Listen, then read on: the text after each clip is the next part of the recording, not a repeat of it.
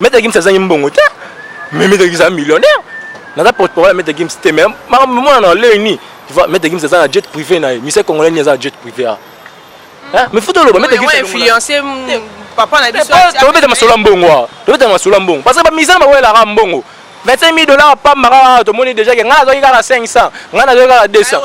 bon ce que OK mamno nyo so combien président OK ne Zimbabwe boy président dans zone cher OK l'état dans zone cher mise congolais ni apesi enveloppe apesi des fois enveloppe famille des fois enveloppe c'est pas ça qui ont caché eh to ba mise la biso quand na mamba on va la TV na te net na to la interview fali pour prendre lobby que non na tant des fois kufaki na kenaki voilà lukuta ma lukuta biso moto yebi lukuta ndeni o mena lukuta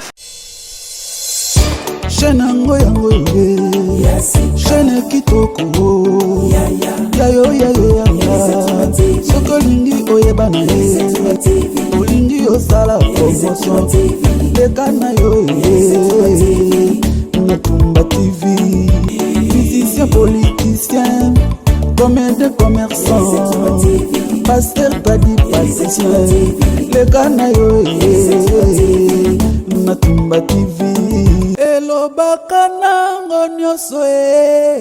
Élysée Toumba TV, cœur en or.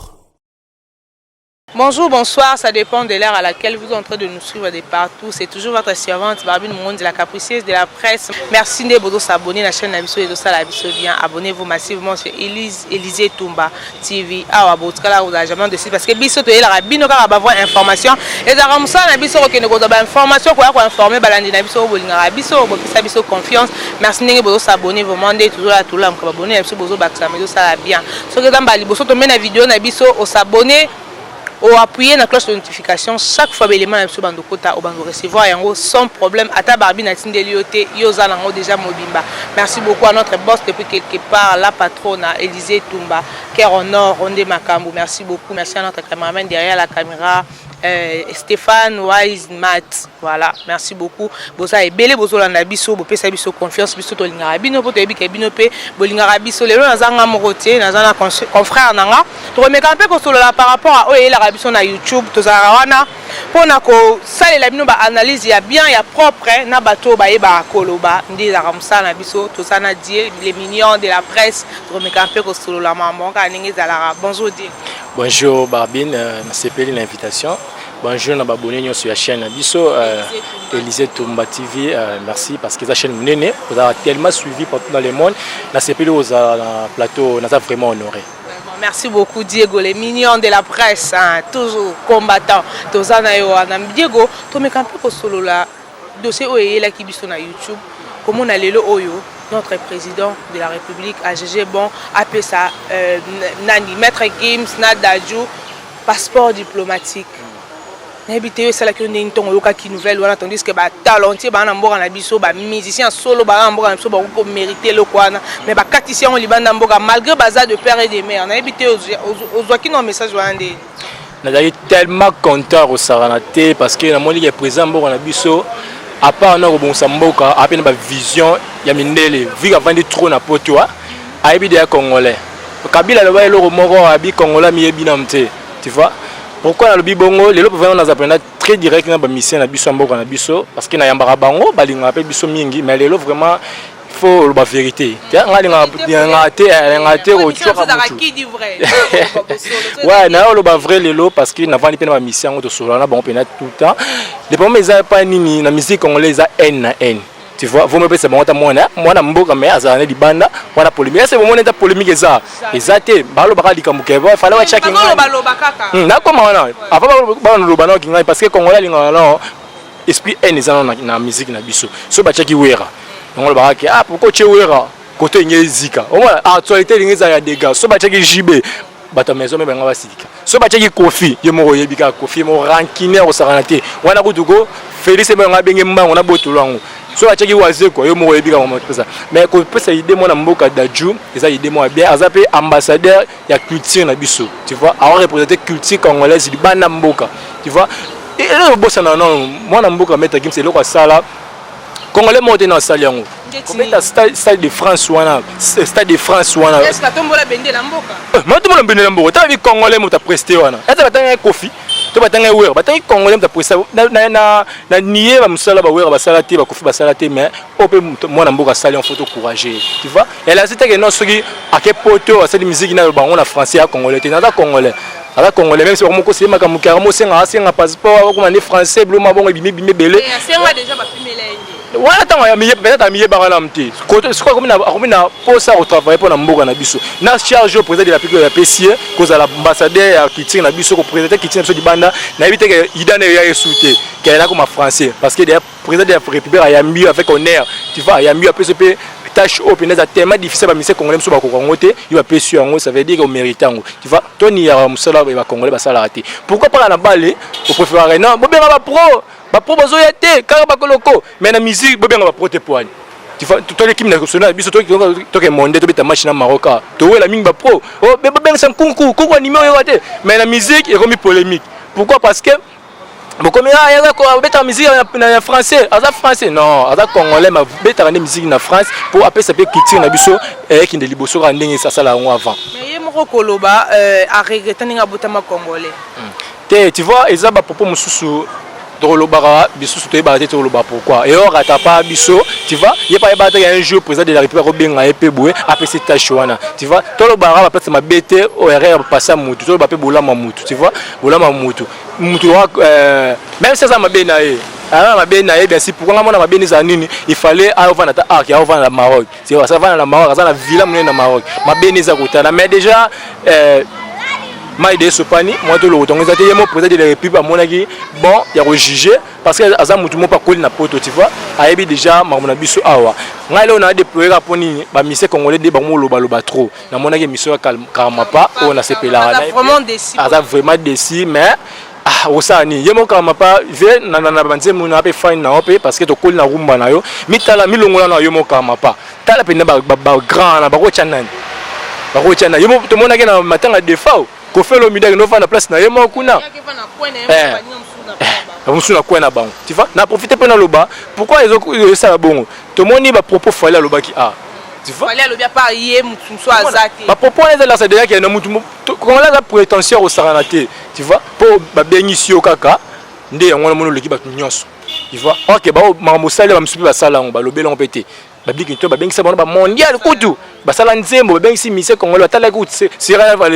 kana 2000 mondial 2010 na Afrique du Sud fali pas ara na mais lelo na kombi lelo te moi la moi à l'époque na mais atika kozala prétentieux nzamba tombolaka mais nzamba kitara tu vois to mona ba wera ba beta ba martyr mais lelo wera ba beta martyr c'était tout un problème hein lelo ba bossa na carré za na oya pe débat so oyo na ezali ko nié ba msusu te ndima ba travailler na bango pour la répondre à question na yo na CPD vraiment de ba pesa ki mettre games passeport diplomatique na représenter Congo na kiti di banda za vraiment coach chapeau na mokonza mboka musale zo mona ndeti maître Gims ndenge fali pour passer ngai basa la featuring aboya ba monsieur belé ba sengai asa la featuring aboya est-ce que lelo oyo ba chez ambassadeur to ebité est-ce que bandeko wana ba osepela koza ensemble na maître Gims basa musala ngoto nde kasi ata ba makamtolo ba lelo rata pa biso lobby tu vois na landa ki émission ya waze quoi na bosolo politique aloba ki ngobi eza pe bien moi chef d'état amoni musika maître Gims ko beta fitting na maître Gims ayo tombo pe ba mise belé tu vois comment le roi maître Gims na po ala obligé ba combien on représenter ala comment obligé beta fitting na innocent fitting ya ma ouais fitting ba ngoni non obligé c'est ko beta de fitting na maître Gims de yo mo tala déjà ba million de gilet ya ya saranate so beta maître Gims na shitinga po ba yo kayo bo ba yo kana daju mona to mona ka po beta na daju faut ça fali faut ça innocent ba misu ignorer mais quand pas ko composer nzembo ah Gims to beta nzembo andima pour la tâche na e oh nani o chala mona ba nzembo Gims sera en beta tu vois côté na pena mo konza boka pena jije bon parce que mutu na n'importe quelle photo ndima na minute so mettre Gims diboso mission o chala c'est à pousser na té à pousser na té parce que c'est OK non ma milieu de vie parce que débé ça milieu de vie que tu peut-être du solo côté parce que au télé ma côté to ke ma plein mettre Gims plein beta à côté au saranaté ba bien bien c'est un festival là donc on fera bleu moi bon tu vois au moins il y a pas ça fait une heure tu vois même si ma concert maman ça va français ah moi na mai bena mon bord na peut-être ma biso ba français tu vois pour me super pas ça là t'as dit qu'azana en français te il pas vendre ah mboka na ba reconnaître dans mututé tu vois pour reconnaître mutu faut prendre intérêt tu vois mais le ba reconnaître ba pesier au président de la République pesa qui on a vraiment et ça vraiment très bien pour na ba mettre Gims on a vraiment il y a pas de débat là-dessus les choix est clair tu vois Vraiment, tozonga suna maître Gims, est-ce que vous retirez la biso cameraman n'a encore balancé les images et puis tozonga tout juste après. Les frères Gims et Dadju, artistes et musiciens de renommée internationale, ont été faits ambassadeurs de la musique congolaise par le président de la République Félix Antoine Tshisekedi Tshilombo. À ce titre, ces célèbres musiciens ont reçu du chef de l'État les passeports diplomatiques de la République démocratique du Congo. Je pense qu'on a une carte à jouer et je pense que c'est notre rôle aujourd'hui en tant qu'ambassadeur de la musique congolaise et du Congo à travers le monde, même si on a évolué en France. On sait que Kinshasa aujourd'hui c'est la capitale de la francophonie, c'est l'endroit où on parle le plus français, c'est Kinshasa. C'est paradoxal mais voilà, donc on est super content aujourd'hui. On a été entre autres décoré, on nous a remis le passeport diplomatique et je tenais à remercier le président pour ce geste. Donc voilà, on est très content d'être vu, considéré comme ambassadeur entre guillemets et voilà, ça va être un gros projet. Par ailleurs, les deux stars ont annoncé aux garants de la nation leur projet culturel de construire dans un bref délai des studios d'enregistrement au standard international, projet dont ils ont reçu le soutien total du chef de l'État. L'idée, c'est d'ouvrir des studios d'enregistrement parce que un pays comme le Congo, une ville comme Kinshasa ou même Lubumbashi, toutes ces villes-là, c'est pas normal qu'il n'y ait pas de studios à la hauteur des studios européens. Ensuite, c'est de faire un festival annuel qui pourront ramener des artistes du monde entier. Avec les connexions qu'on a aujourd'hui avec Dadju, on est en mesure de ramener énormément de gens. Il faut que le Congo soit un lieu, il faut que ça devienne Dubaï. Ça veut dire que Dubaï, c'était le désert, il n'y avait rien du tout. Le Congo, c'est un pays qui a des siècles d'histoire, donc il faut en faire quelque chose. Maître Gims, un mot à Lingala. Nimna Lobanine. Ok, donc en direct, Namabele Oyaper Kimbangu, ça veut dire que la terre de nos ancêtres, Ngamukomwarakin, Nabotama Awa, dédicace à Defa au père son âme. Yemutame Kinga sur ses genoux, hein, dans l'avion, Air France. Nakoloba Lingala, mais le col à moi la poto quoi. Voilà. Donc, Fils du chanteur congolais Juna Janana du clan Zaiko, Maître Gims et Dadju sont arrivés à Kinshasa le week-end dernier pour notamment rendre hommage au chanteur Defao inhumé à Kinshasa le 22 janvier dernier. Ok, tout ça na dossier wana. Maître Gims lelo singe kangi mutu nyonso wa roya a travailler na ye a oboya taza obligé. Mais conseil ni okopé ça na ba mission mususu. Éviter président de la République a jugé bon appeler ça maître Gims appeler ça maître Gims diplomatique wana. Na éviter passeport diplomatique wana. Na éviter maître Gims lelo oyo nde tozola la muka ba mission na biso ndenge bazo potana na makambo yango. Est-ce que président de la République avanda ki alobi te ke bato yo niveau basali buzoba na matanga ya maître na biso ya papa na biso Defa o atiki biso baza vraiment na koloba nini baza na droit te peut-être ya kozwa nini parce que ba mission belé bazoloba ya mususu ndenge acte et salami makambo et salami nde président lobi a écarté biso tia biso na mupandi. En fait, pendant makambo esami des fins de FAO, on a un monument en boga na biso na musique. Et ça dit Sony, tu vois, bizarre quand bilongo wa Congo, ba musicien de bobe c'est des personnalités na bino, tu vois. Parce que moi na interview ba musicien mususu ko benga, ba musicien miyibi, tu vois, ba musicien miyibi. Tant yo moninga na confort no musicien o benga muyibi. So libana ba monera. Parce que l'autre ça, mais c'est une émission. Là c'est une émission, oh, ça partout dans le monde balanda parce que YouTube ça songi comme la musique, mutu so na Zimbabwe en mon émission. Mutu so na wa pa mon émission. Ya mam to lika na ba YouTube to loba, photo ye ba pe na conséquence nango. Tu vois yo musicien to leki que non ba mise ba miyibi siko po ba peso passeport diplomatique pour comme ambassadeur ya kiti na biso so pour ça ni ba la République a une compétence sur ça non oh mais pour dire ba moi muketa ya mukolo en fait la président de garant de la nation tant moi choix na les choix est clair moi na mafuta il faut pour na moko ah ça on comment avant on pas so temps parce que temps on raisonner que non ça n'a pas conseil. Même si ba conseil ba diaspora za conseil nga ona mona ku de polémique za ba mission ba so la mai ba la muka sokola yene mission pa alo ba mabe pona makambo nga ona mona sa musala punda parce que le président alobion alongo la choix na été tout ce que mona maya sala musala na so mona que non ba la comme président le président de la République a signé à sali yango te wana mo président de la République a yebi nini ya osala maintenant muto sali musala te directement boni moment taquiner boni de olo ba n'importe quoi mettre game ça zangi mbongo te mais mettre ça millionnaire. Nada porte-parole Maître Gims te même moi na leni Tu vois, Maître Gims c'est un jet privé na ministère congolais ni un jet privé. Hein? Mais faut te le Maître Gims influencer papa na biso. Tu vas mettre ma mbongo. Tu vas mettre ma mbongo parce que ba misère ma wela ra mbongo. 25 000 $ par mara to moni déjà que ngana zoika la 500 ngana zoika la 200 bon ce que oh OK mamno ni so combien président OK le Zimbabwe boy président dans zone la char OK l'état dans zone char tekini matanga bino comment mutaye matanga il fallait bozela ndenge ayaki matanga akei apo bo bengisi siko bo pesie couronne wana bozeli muto akende na nte po ayaki ma mususu bino mamo bozu bo couronner na ma mususu. Le problème c'est quoi?